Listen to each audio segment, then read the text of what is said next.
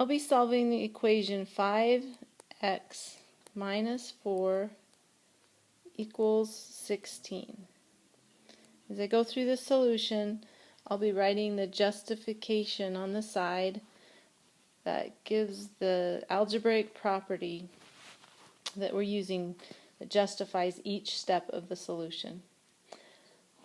First step, you add 4 to both sides of the equation.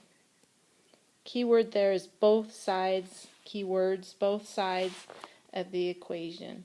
Since we're adding to both sides, it's addition property.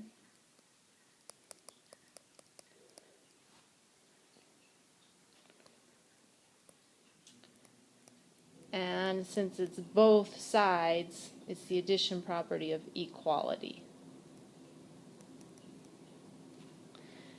If you were multiplying both sides by the same number, it's the multiplication property of equality. But we're adding the same thing to both sides, so it's the addition property of equality. But anytime you do the same thing to both sides, it's one of those two properties of equality, either the addition or the multiplication. Okay, so now let's go through, simplify this. That equals 20. And then negative 4 and positive 4, that equals 0. Well, we have two numbers, opposite signs. Those are inverses. So that's the inverse property. 4, they're the same number, and we have opposite signs. They equal 0. Same number, opposite signs. That's the inverse property. They equal 0. Now we'll bring the 5x down.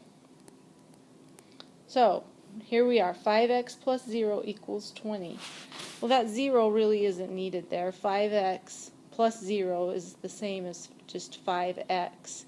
That's identical. 5x plus 0 is identical to 5x equals 20. So that is the identity property.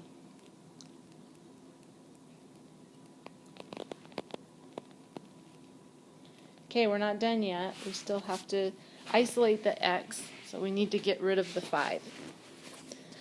One option is to divide both sides by 5. That's an option. Well, dividing by 5 is the same as multiplying by 1/5.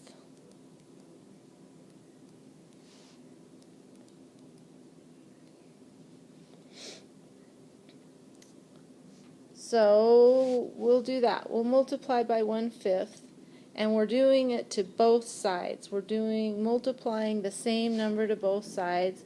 Multiplication, and it's both sides, so it's the multiplication property of equality.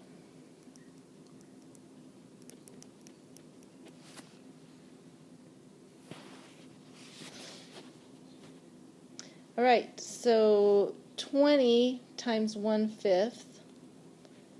1/5 of 20 is 4. Okay, 1/5 times 5. Now, come with me over here. 1/5 times 5 is really the same as 1/5 times 5 over 1. If you look at those two numbers, 1/5 is really 5 over 1 inverted. Those two numbers, 1/5 is basically 5 over 1 upside down. So that's illustrating the inverse property of multiplication. And the inverse property, when you have two inverses in a fraction like that, they're always going to be equal to 1.